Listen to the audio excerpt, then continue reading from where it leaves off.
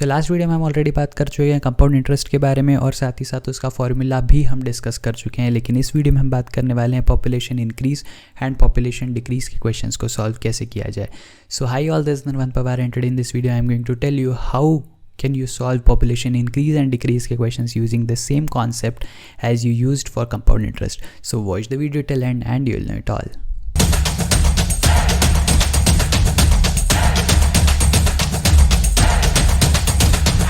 So let's get started with this NSKLL वाला video जहाँ पर हम पॉपुलेशन इंक्रीज एंड डिक्रीज के क्वेश्चंस को सॉल्व करने वाले हैं यूजिंग कंपाउंड इंटरेस्ट का कॉन्सेप्ट। लेकिन बिफोर आई गेट स्टार्टेड, अगर आप मेरे वीडियोस रेगुलरली फॉलो कर रहे हैं लेकिन अब तक आपने चैनल को सब्सक्राइब नहीं किया, so please go head and do that. इससे आपको आने वाले सभी वीडियोज़ के नोटिफिकेशन टाइम पे मिलते रहेंगे। So let's get started with population increase and decrease वाला सेक्शन। नाउ अब आपके दिमाग में एक बहुत ही जेन्युइन सा सवाल आ रहा होगा कि सर आप कंपाउंड इंटरेस्ट के टॉपिक में पॉपुलेशन इंक्रीज डिक्रीज का कॉन्सेप्ट कहाँ से लेके आए। तो बहुत ही जेन्युइन सा सवाल है और आना भी चाहिए दिमाग में, लेकिन एक जो बहुत ही कॉमन सी चीज़ है जो कंपाउंड इंटरेस्ट में भी है और पॉपुलेशन के क्वेश्चंस में भी है, वो ये कि पॉपुलेशन का जब इंक्रीज़ होता है तो it is not a linear increase, it is an exponential increase.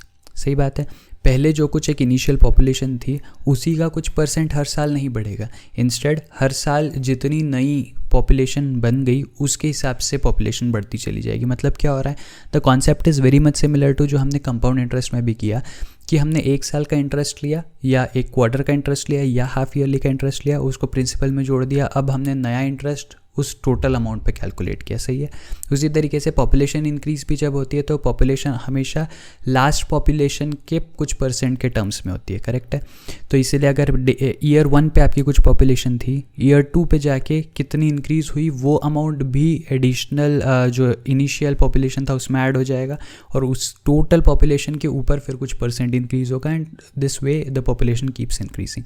सो इसीलिए हम पॉपुलेशन इंक्रीज एंड डिक्रीज के क्वेश्चंस को भी सेम टू सेम कॉन्सेप्ट को यूज़ करके सॉल्व कर सकते हैं जो हमने कंपाउंड इंटरेस्ट में पढ़ा है। सही है, सो देखते हैं इसको कैसे सॉल्व करेंगे। सबसे पहली चीज़ जो आपको याद रखना है, एक टर्म जो आपको याद रखना है वो है 1 + r/100⁻t।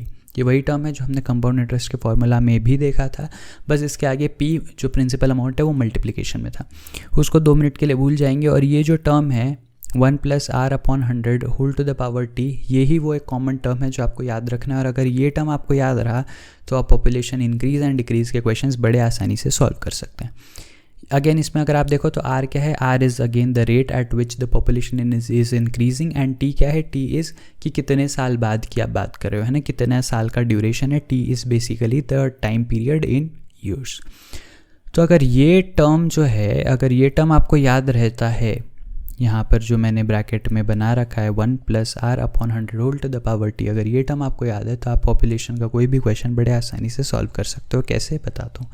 सबसे पहली चीज़, अगर मैं आपको पूछूँ आफ्टर t ईयर्स पॉपुलेशन कितनी हो जाएगी, तो आपको क्या करना है, आपको कुछ नहीं करना है, आपको सिंपली जो इनिशियल पॉपुलेशन थी उसमें ये टर्म टू रिमेंबर जो मैंने आपको बताया वो मल्टीप्लाई कर देना and you will get your answer. बड़ा आसान। यहाँ पे अगर आप ये फॉर्मूले को देखो तो ये अगेन कंपाउंड इंटरेस्ट का एज इट इज़ फॉर्मूला है, बस मैंने प्रिंसिपल अमाउंट जो है उसको चेंज करके इनिशियल पॉपुलेशन बना दिया, दैट्स ऑल।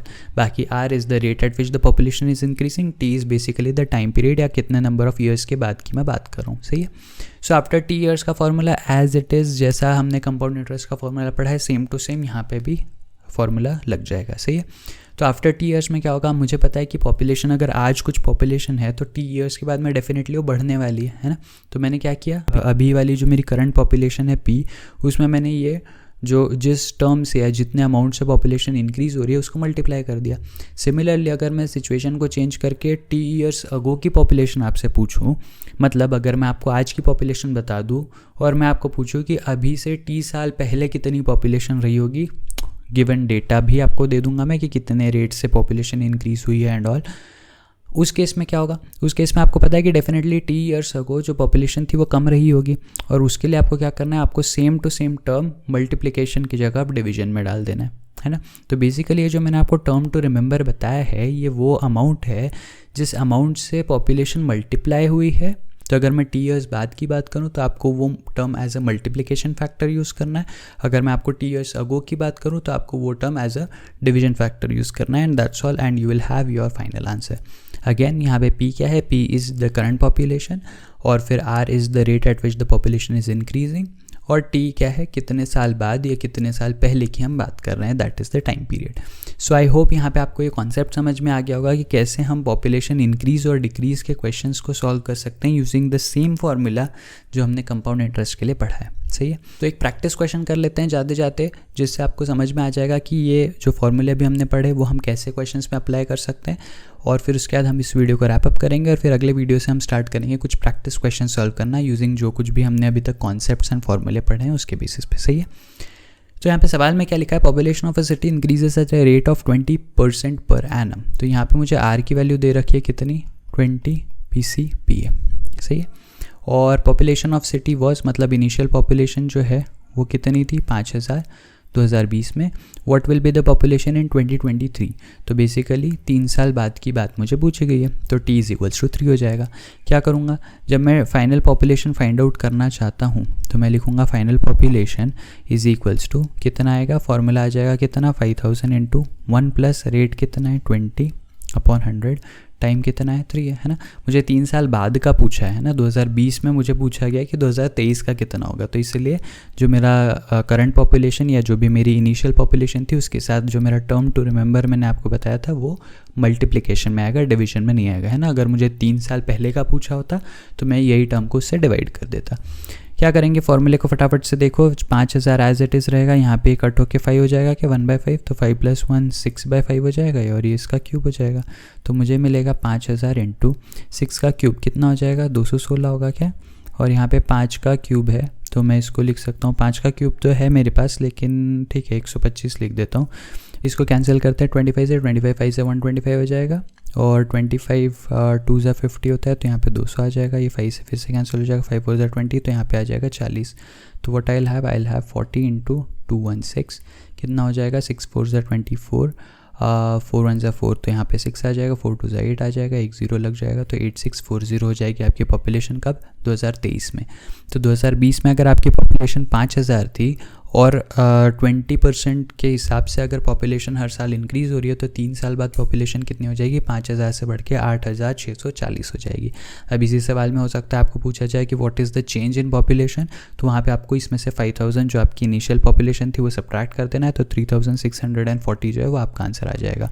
तो सवाल में हो सकता है आपको कोई और चीज़ पूछी जाए, किस मतलब इन्हीं में से जो जितने टर्म्स अभी हमने देखे इन्हीं में से कोई टर्म आपको पूछा जाए, कोई टर्म आपको गिवन हो, बट बेसिकली फॉर्मूला यही का यही लगने वाला है, राइट है। सो आई होप इस वीडियो में डिस्कस किया गया पॉपुलेशन का कॉन्सेप्ट आपको समझ में आया होगा, आपको ये भी समझ में आया होगा कि क्यों हम कंपाउंड इंटरेस्ट का फॉर्मूला ही पॉपुलेशन के केस में लगा सकते हैं एज इट इज़, और किस तरीके से इट वर्क्स। सही है, सो अगर आपको वीडियो यहाँ तक पसंद आया है, अगर आपने वीडियो एंड तक देख लिया है तो इस वीडियो को प्लीज़ लाइक करके जाना। अगर इस वीडियो से थोड़ी भी आपके नॉलेज में वैल्यू ऐड हुई है तो चैनल को भी सब्सक्राइब कर देना, और अपने सभी फ्रेंड्स के साथ भी इस वीडियो को शेयर कर देना, बिकॉज आपके शेयर करने से हमको मोटिवेशन मिलते रहेगा। So I will see you again in the next video with some more practice questions on compound interest. Till then be happy, be safe, take care, bye bye.